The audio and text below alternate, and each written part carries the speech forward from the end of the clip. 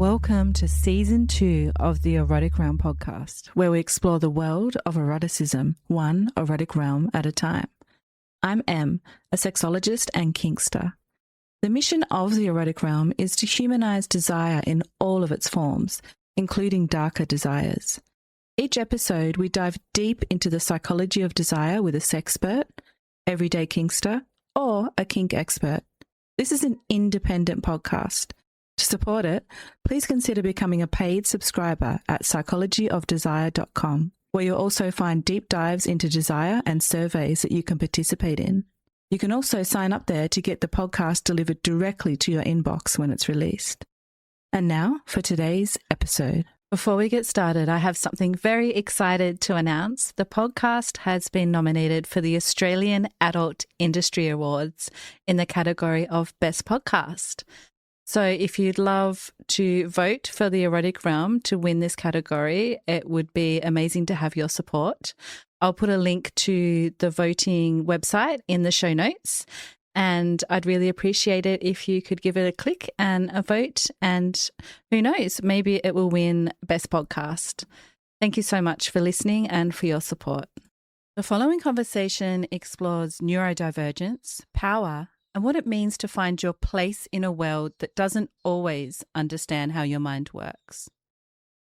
Today, I'm joined by Umbra, a dominant, sadist, and long-standing member of the kink community with over 3 decades of lived experience. We explore the intersection of autism, desire, and power. We talk about discovering kink in a time before online communities existed, what it meant to build identity in smaller, more intimate scenes, and how neurodivergent shaped the way Umbra understands connection, communication, and control. We also dive into sadism, craftsmanship, and bastinado, and what these practices reveal about attention, trust, and embodied understanding. At its core, this episode is about difference, not as deficit, but as a distinct way of experiencing desire, connection, and power. Enjoy. Hi, everyone, and welcome to the Erotic Realm. Today, we're exploring the Erotic Realm with Umbra. Welcome, Umbra. Hello, nice to be here. Happy to have you. So before we jump into your eroticism and all the fun stuff, let's hear about your vanilla self and what you get up to in your day-to-day life. I sort of lead a fairly busy lifestyle. I work in the corporate world. So I have I'll call it ICT adjacent. I lead a team of people every day. I do the family thing. I have an interest in motorcycles, and I have a photography side business as well, as a bit of a side hustle as well. So my life is pretty full on. Fun. Do you take erotic photography, or is it nature, people? So generally, I'm just starting to sort of delve into the more erotic kink sort of style stuff. I have a partner or a friend in rope that we collaborate quite regularly with. So that's kind of the genesis of that. So yeah. Oh, fun. Okay, let's get into the juicy stuff. When you speak about yourself erotically, how do you currently identify in terms of your kinky self and your sexuality? Well, I guess sexually, I mean, straight male is probably the way to put it. In terms of the kink self, that gets a little bit complex. I try to avoid labels a bit, but one of the things that I do describe myself as is a bit of an old school dinosaur. So I had my first kink experience before I had my first email address. So my kink origins go back to the early 90s. So I guess that kind of gives me that sort of old school back pre-internet, learnt stuff from real people, lots of focus on communication and all the risk rack, all those sort of acronyms that started back then. And since then, it's sort of been evolving. I started out fell into a group of people that were kinky without realizing they were kinky, and they slowly absorbed me into their kinky world, which was for a young guy that was brought up on the small town northwest of Tassie, quite a eye-opening experience. But eventually they brought me into their world, and it's kind of been a slippery slope ever since. I think that learning from real people thing has made a real difference to my kink journey. I started as a bottom. I wouldn't ever describe myself as submissive, but I certainly have a bottom side. But after a while, I think I grew into the sort of more dominant side of the DS equation, I suppose. Okay, fascinating. You mentioned that you had your first experience in the 90s. Are you happy to share what that experience was? Look, it's a really kind of quite, I won't say tame, that's the wrong way to put it. It was actually a tickling experience. So the partner I was with was into tickling, we had a conversation about it. It started as tickling. Eventually she said, "Hey, do you want to tie me up while we tickle?" And I was like, "Okay, we'll go there." So the rest is history now, I guess. So yes. Well, that's a fun way to enter the kink world, with laughter. Look, I guess it's a very soft entry, and look, I consider my entry into the realm to be a very fortunate one. I know a lot of people come into the world, into the scene in sort of, and have lots of humps and bumps along the way. I've somehow managed to not experience that so much. So, as I said, consider it really fortunate that I've been able to do that. We love to hear that. So what about now? What are your top 3 kinks currently? If you could only explore 3 for the rest of your life, what would you choose and why?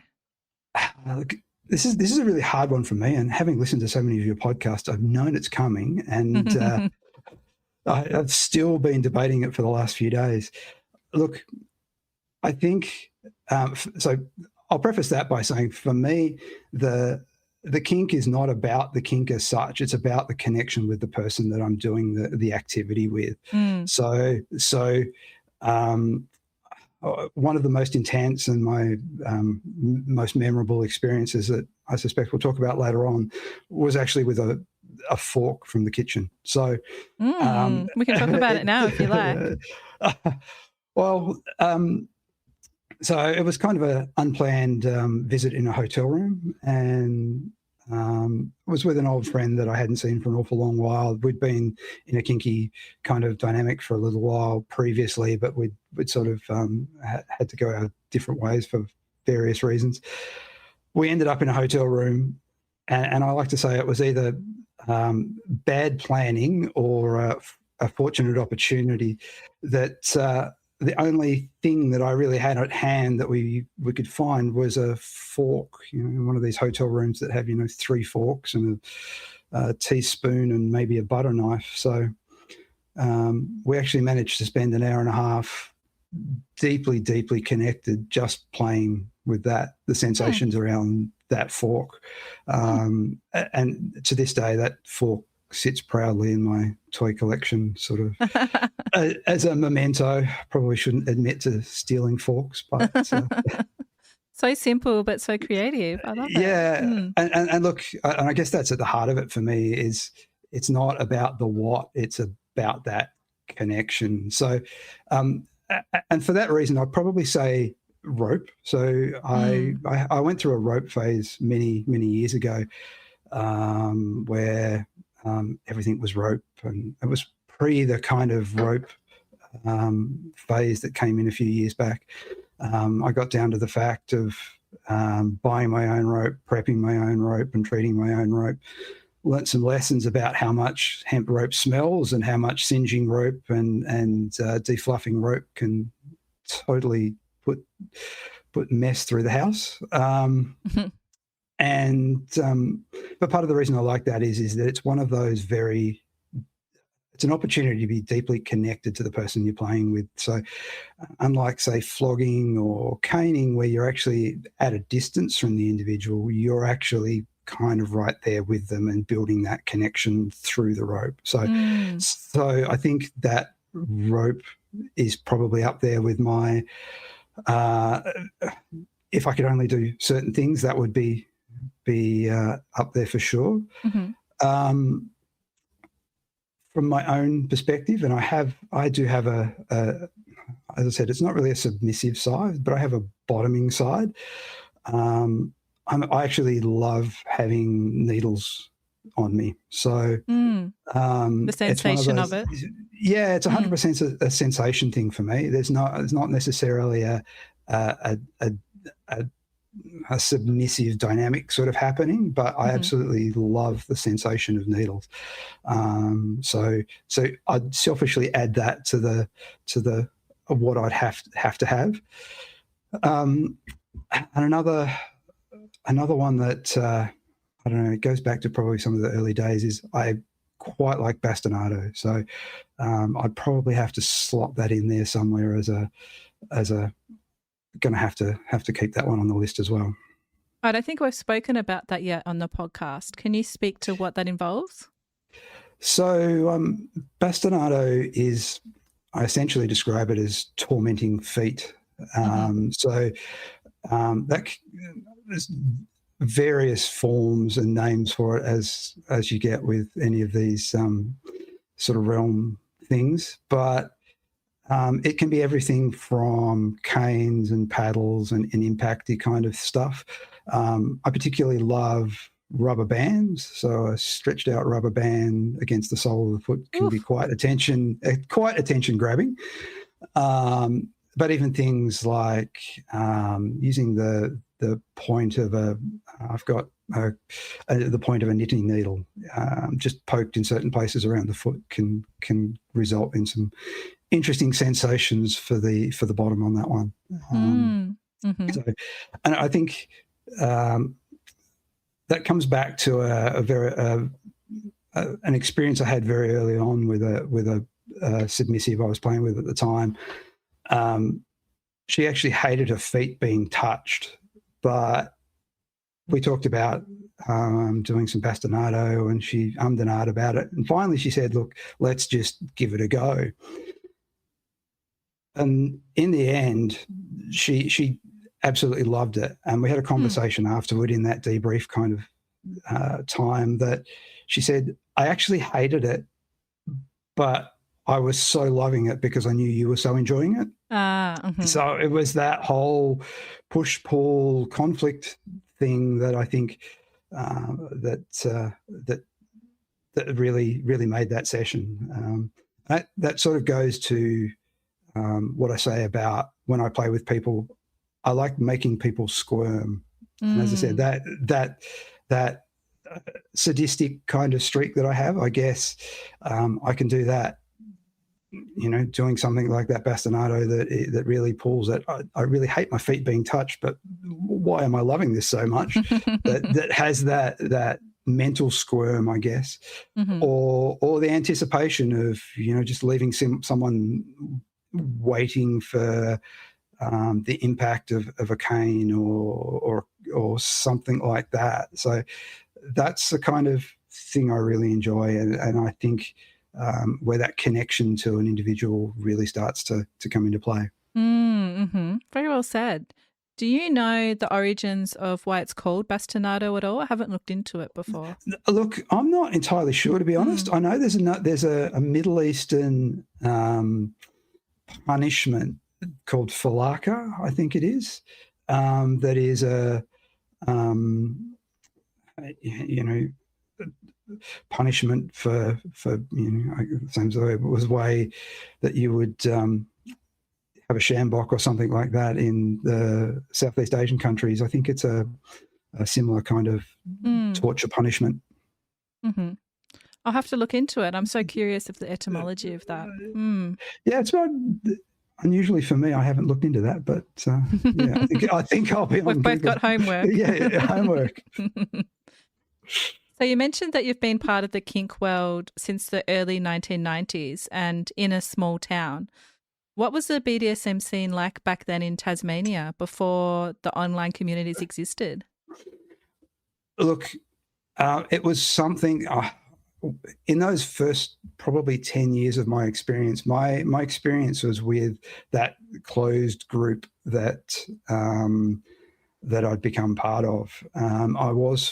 I did make the venture to the Big Island a couple of times, and again, there's that young guy from Northwest Tassie going to Hellfire in Sydney was my first experience in a real club. Eye-opening, I guess, was the key part of that one. Which club was that, sorry? Hellfire, yes. Club Hellfire. Mm-hmm. Yeah. Mm-hmm. So my understanding is Hellfire was one of the first sort of public-ish kind of clubs in Sydney. Mm-hmm. I'm sure the Sydney siders will probably correct me on that one, but yeah. So to go up and see some of the things we saw up there was amazing, and the opportunity to meet. I guess you call it the old guard and the capped leather masters that these guys that I was with knew, and just have the opportunity to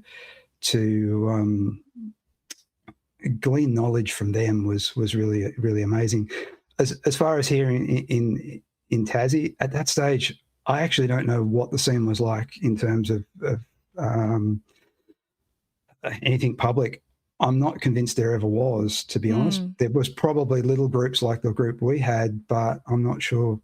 I think when I moved to Hobart later down the track, there was certainly there was a couple of groups that had sort of gone online, but yeah, there certainly wasn't a huge scene that I'm aware of down here.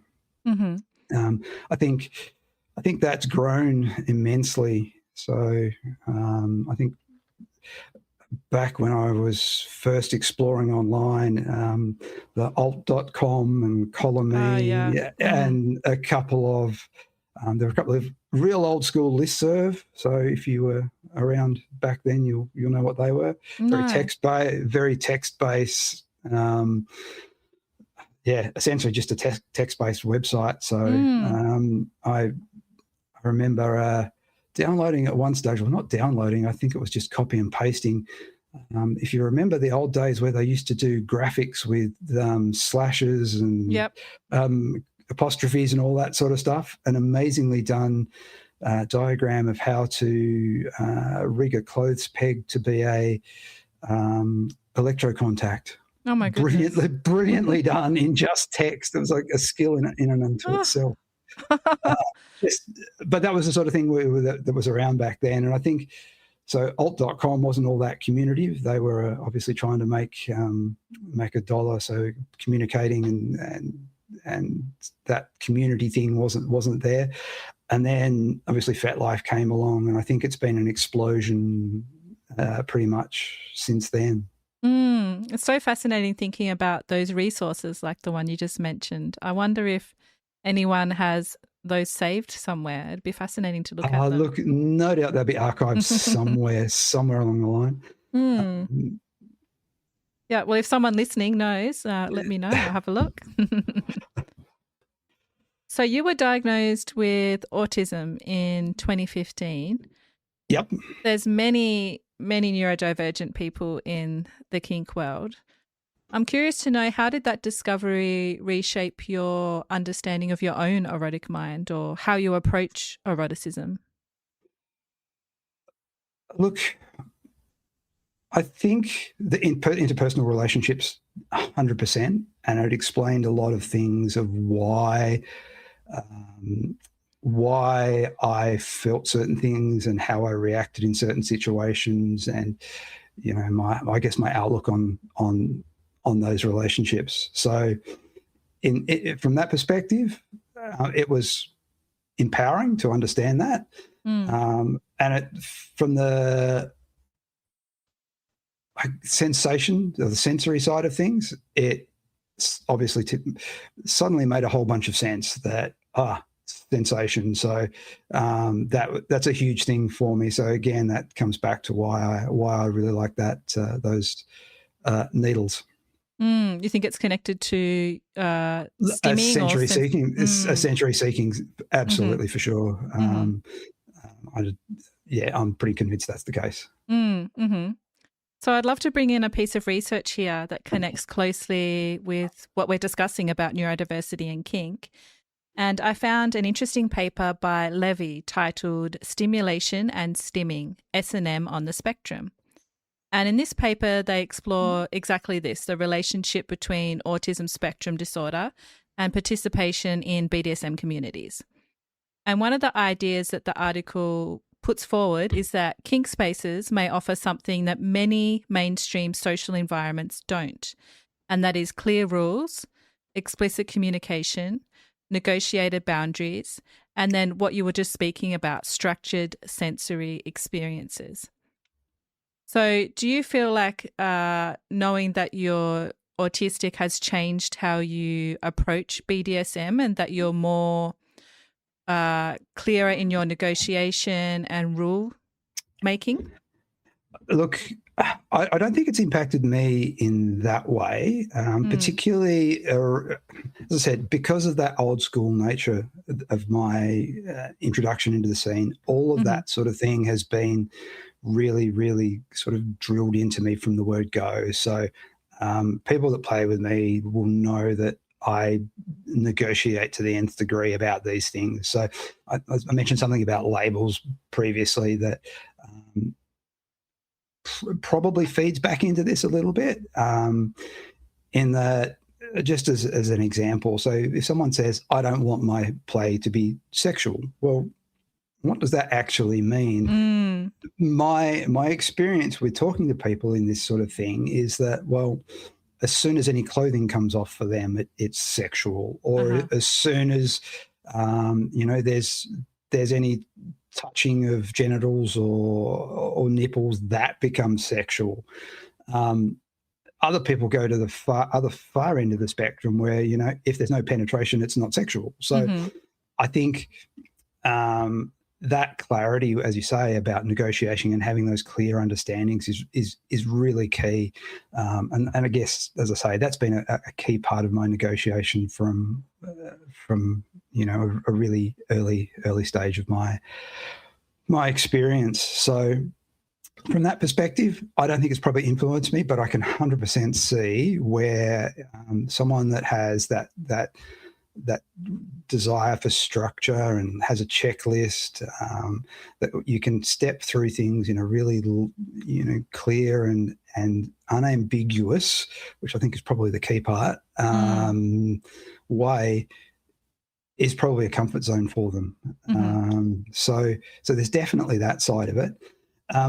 The other thing, and I've sort of had a conversation with someone a little bit around this recently, and your conversation with Dominatrix Rin recently also stepped on it a little bit as well, is the idea of ritual. So that knowledge of, I'm pretty sure of how this, what comes next. So where you have those rituals embedded in play, it kind of creates that predictability that neurodiverse brains kind of gravitate towards. So I definitely think that's an element to it as well. And so, I've had ritual baked into my play for many years as well. And I guess maybe that's a reflection of that I probably wasn't aware of. I've always put it down to, again, going back to that old schooly kind of origin where, if you look at the early, even like, I don't identify as leather, but some of those leather values certainly resonate with me for sure. So, when you look back at the early origins of some of those leather traditions, they're baked in from, at least my understanding of history on this, and again, happy to be corrected, but post-war military type scenarios where obviously the military have certain rituals, they have certain practices and things that they do that are part of, I guess, almost a doctrine-y kind of thing. And I think that's what spilled over into that community, and why, even looking at something like boot blacking, having shiny black shoes is kind of something that the military even kind of promote. So yeah, I think that ritual space is definitely a space that maybe, as I say, gives that brain that predictability space that's really comforting. Are you comfortable sharing some of the rituals that you have in your play? Look, so some of these things I've and I've spoken about this with someone recently as well. They evolve out of a very personal place. So,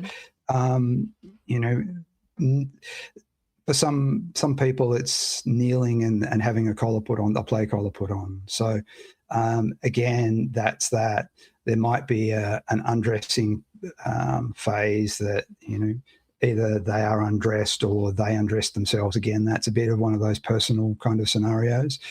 And then we have a position that is for them, and we maybe look at, we have a play collar. So those sort of things that, dedicate this is a start to play. And, it starts that energy exchange. And again, coming back to that, it's all about that energy and connection piece.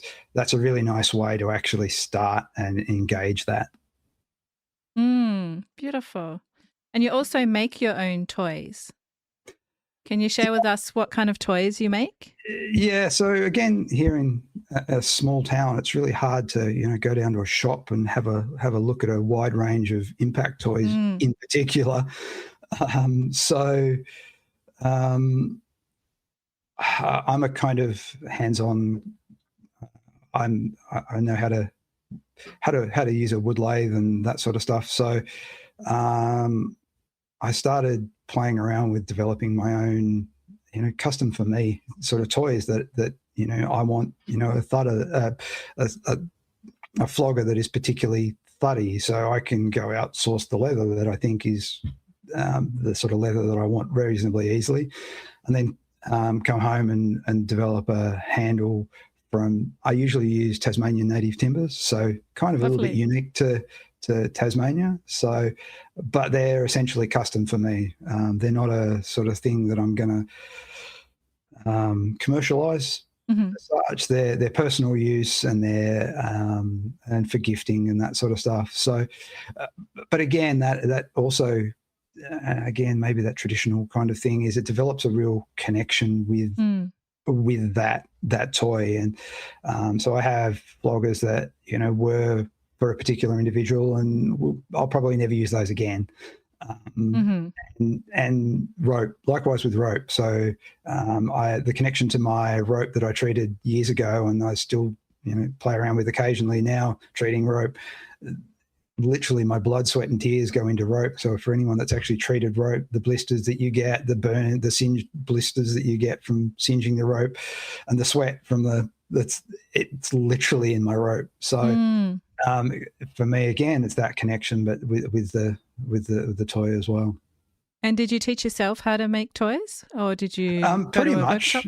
No, pretty much. As I said, I've had the woodworking skills for many years. So the transition into using it for creating toys is a kind of natural progression. As I say, particularly when you go, I want a really thuddy flogger, and you can look at them online, and the other thing is shipping here to Australia is ridiculously expensive. And so, I've got the capacity. Why don't I make my own? So that's Sunday afternoons in the shed. Lovely. Man time. Yes. And do you have a favourite toy at the moment? Oh, again, it comes back to that. It depends on favourite toy is who I'm playing with, but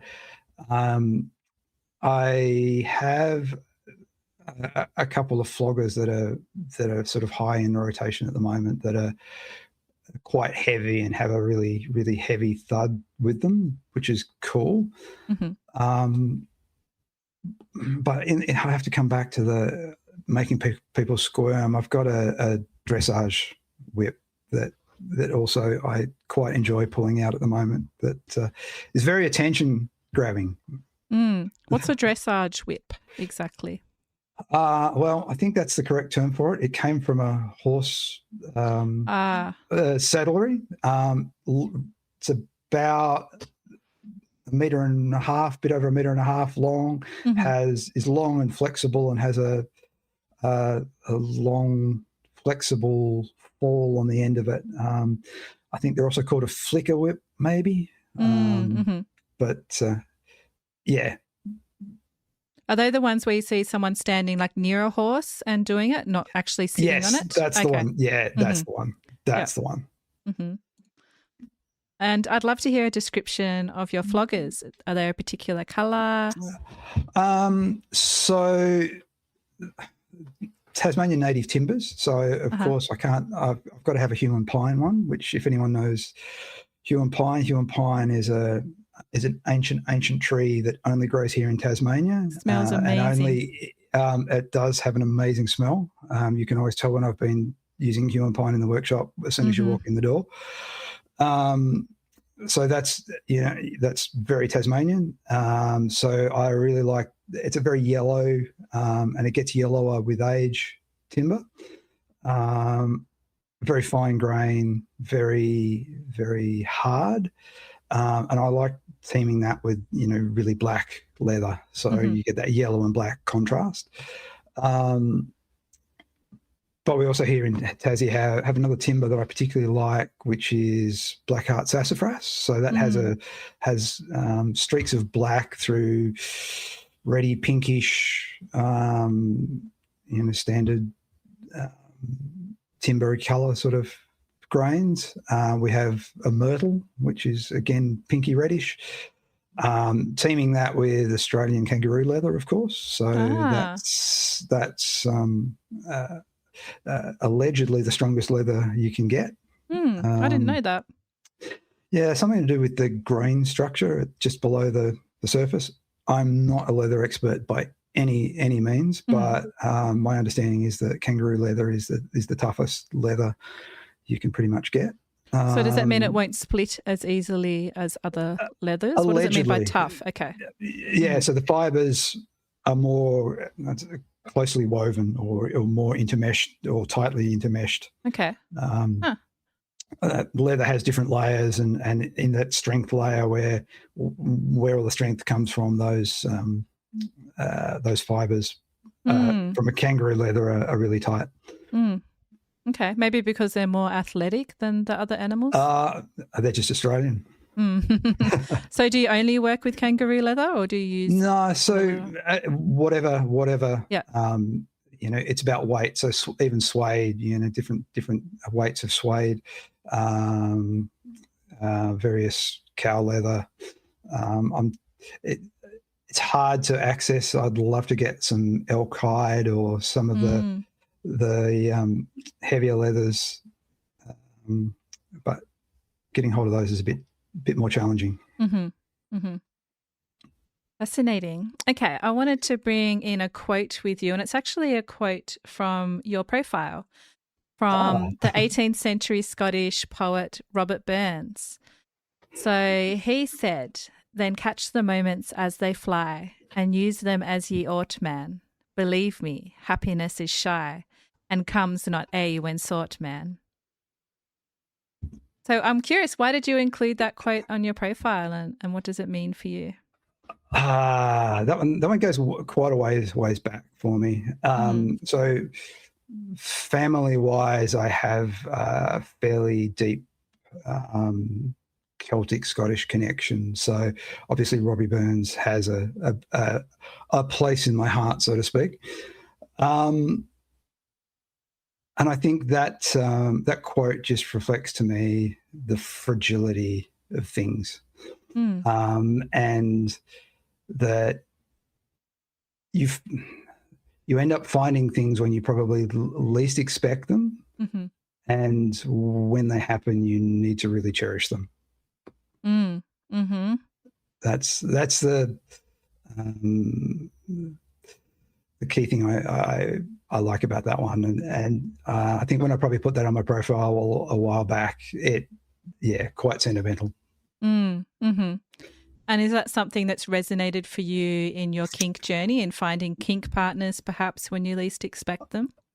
Look, that certainly happened. That's 100% happened. And I think that's, I think people say all the time, the harder you look for something, the less you find it. So, there's definitely an element of that for sure. Mm. And I actually asked you to bring along something today, maybe a quote or a book or a movie that's influenced your eroticism. What did you bring along today, Umbra?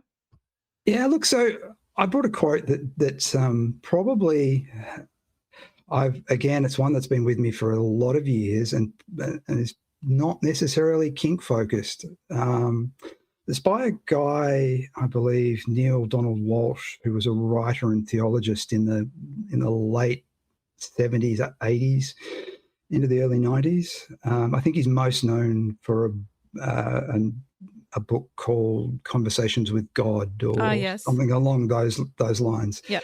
But one of the things that he puts in that book is that life starts at the edge of your comfort zone. Mm.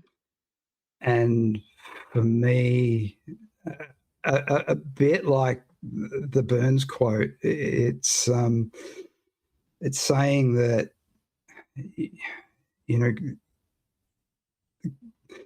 the really cool stuff happens when you're out of your comfort zone, and often in places that you don't expect. Now, from a kink perspective, and going back to that whole probably safety thing that I think about, I'm not saying you push limits and all that sort of stuff, but my experience 100% is that those really cool experiences happen when you're on the edges of your comfort zone, for sure. Mm-hmm. And is that something that you still seek out in your life on the regular?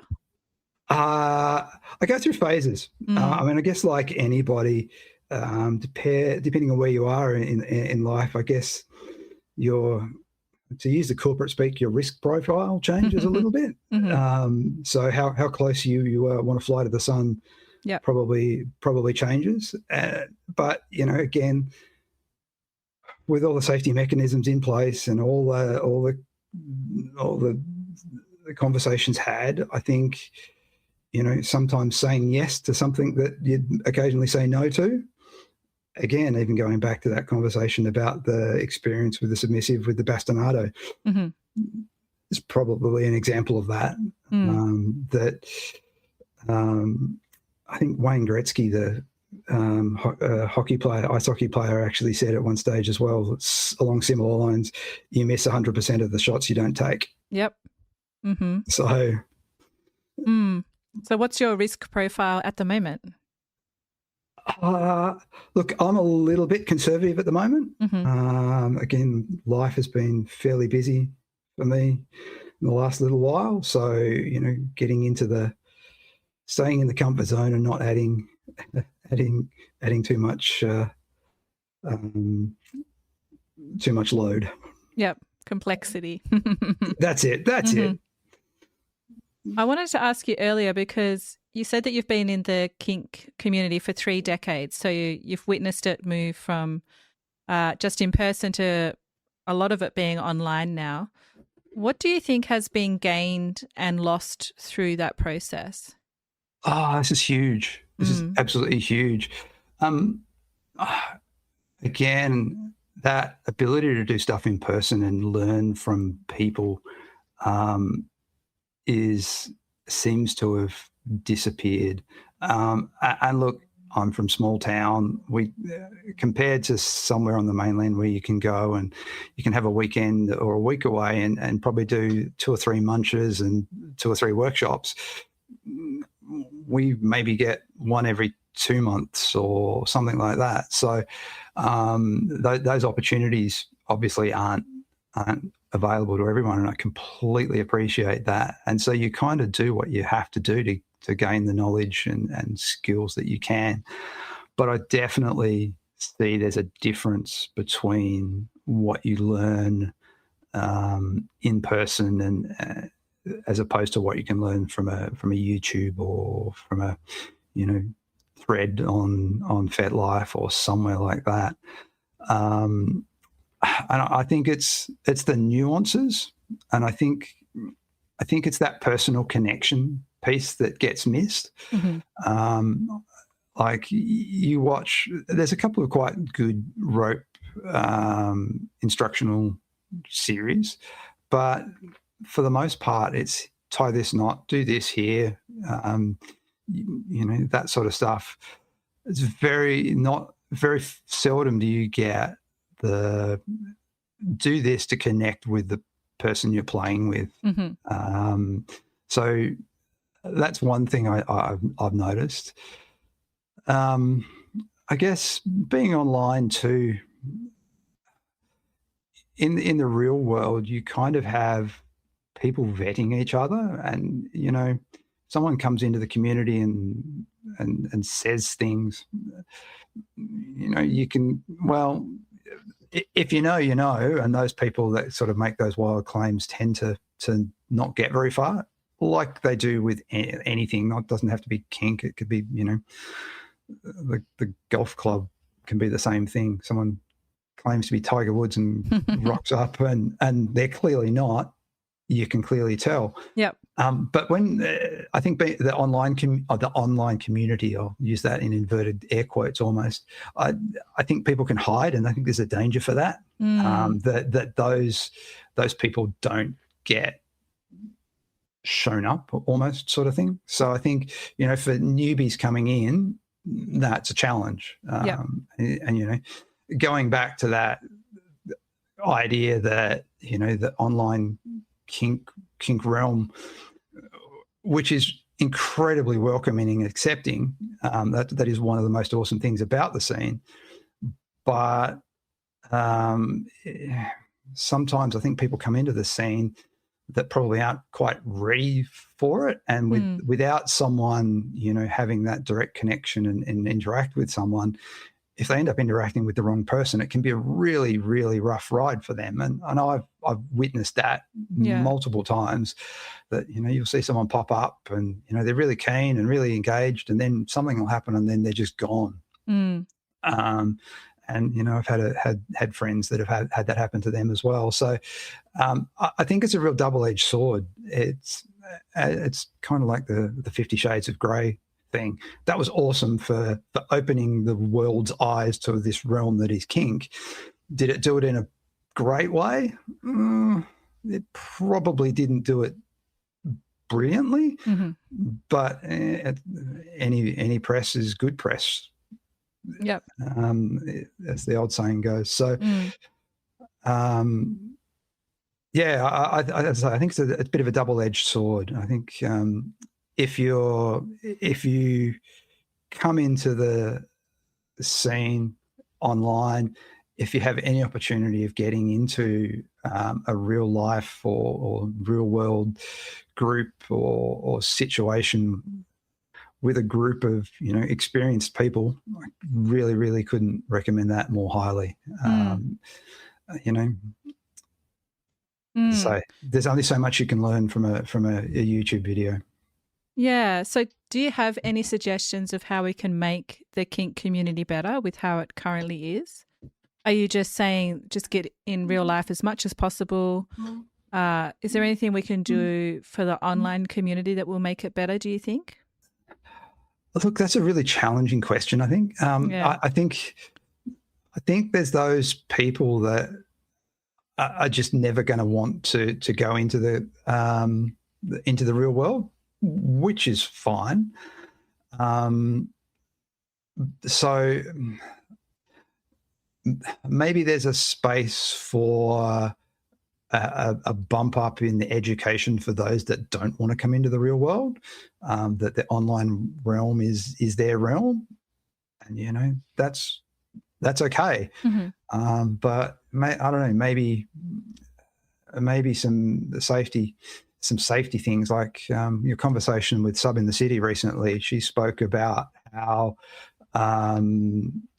she had an experience where someone tied her up and she ended up falling over and hitting her head.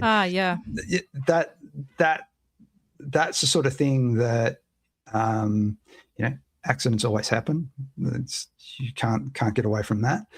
But it does happen to those that are less experienced more frequently. Mm-hmm. So maybe a change of focus from the technical what you're doing to maybe what's the stuff that we don't talk about. Off the top of my head, I don't even know what that would include, but it's the stuff you don't talk about how to keep people, that it's the what you don't know stuff. Yeah. Mm-hmm. And how we capture that and share that knowledge. Mm. Well, what advice would you have for men that are entering the community today as it is? Ooh, I see a lot of this on FetLife at the moment. Look, one of the things that happens with any of these sort of communities, as I said, when unvetted people come in, the sort of, I'll call them unsavory, undesirable blanket statement there, come in and they do kind of ruin it for everybody. Again, that happens in any facet of society, unfortunately. At the end of the day, there's a thing called consent. Don't fantasy push. People come onto places like FetLife and act like some of the females in particular, and oddly enough, even though my profile says I'm completely straight, and I still get guys messaging me occasionally. So it's not hard to be a decent human being. Be a human being first. Don't waltz into someone's messages trying to be a dominant. You've probably never met them. How do you it's a conversation. Yeah. It's got to start with a conversation, and the hey, how you doing probably isn't a great one. So yeah, be a decent human being. Mm-hmm. Have a conversation. Show that you've actually read the person's profile. Yeah, treat people as people. Absolutely. Mm-hmm. At the end of the day, and this is one of the really fascinating things about kink relationships. I think you've touched on this in a few different conversations that you've had, is it's about the person first. Yeah. So if you want to go into a relationship with someone, say for a vanilla relationship, hey, I like sports, I like fine dining, all that sort of stuff. Two people can be, you can work out your compatibility on that. So if you then want to take that into a kink realm, you also have to, it almost doubles the complexity, because you then have to marry up your kink compatibilities as well. So that matrix, if you like, becomes really, really quite complex. Mm-hmm. But my experience is that if you don't have that connection as a person first, the experiences aren't going to be that awesome. And look, I guess that's another aspect that I believe in quite strongly, is that there's many layers of this realm. And I talk about this quite often in terms of food. So if you think of junk food, so here McDonald's or whatever, it's usually light and fluffy, is not really great for you, available really, really easily, and probably serves a purpose, but, is what it is. And people that love McDonald's, if that's happy days for them. Then you sort of go into that next level of, next level restaurant sort of thing, where the food's better. It's prepared by people that have skill, and it's curated, and you actually have people come and serve you and that sort of stuff. So it takes it to that next level of where you start to, and to put that into the kink scene, it's where you start to have some of those real connections and really good experiences. And then you go to the fine dining, where you kind of, it's limited audience. It's not readily available. The people that prepare the food are like highly skilled, and the menu is really, really well curated, and all the bits that go with it. So the tableware, the drink matching, and all that sort of stuff. It is, there's a much higher level of skill that you have with that. And when you go there, you have a complete experience. Even the wait staff, complete new level. And it's the same with kink. And look, in my journey at the moment, I'm less interested in the fast food kink. Been there, done that, and more interested in that higher quality restaurant, fine dining, I guess. But that online realm has provided the opportunity for, I guess, a bit like the fact that there's a McDonald's on every second corner. If you jump onto FetLife, there's plenty there. Yep. Oh, that's such a great example. That's such a good way of putting it, that everyone can relate to that. Yeah, that's amazing. Yeah, and I'm not from a moment saying if you want to live on McDonald's, all power to you. But one of the things I think the online realm doesn't necessarily expose is that higher level, because that sort of nuance and skill is just not translatable into an online realm, I don't believe. So where do we go for the fine dining? Events and workshops and in person? Yeah. I think that's the key. And if you're kind of in a small town like I am, you just have to savor those moments when you get them. And look, we do have people, really skilled people, come down occasionally and do workshops, really jump at those opportunities and soak up that knowledge. And look, I also, jump across the pond occasionally and do events on the mainland. I have connections, again, it's that connections to the old guard where, I have friends that are capped leather masters. I mean, as I said, I'm not leather, but these guys have an absolute wealth of knowledge. And if you can tap into one of those and learn from them, it's an absolute privilege. So let's look forward to the future now. What's something that you're looking forward to exploring in the future in terms of your eroticism? Look, I'm going to really cop out on this one at the moment because I'm going to go back to my quote from Mr. Burns and say I'm not actually directly looking at the moment. I'm just going to let the universe bring me whatever happens to be coming my way at the moment. So, love that. Look, I would love to develop some more of those deep connections, but I think if I go looking heavily for those, as that quote says, I'm probably not going to find them. It's a tricky one. Okay, so if you had to sum up your eroticism in one word right now and one word only, what would that word be and why? Evolving. You make that question really hard. Evolving. Look, I don't ever see myself as stopping learning, whether or not that's learning about myself, and I've done an awful lot of that recently, or learning new skills, or learning new soft skills, even that whole interpersonal piece. So, look, I kind of see my time ahead as a fairly blank slate at the moment. It's a clean sheet of paper to kind of feel as the universe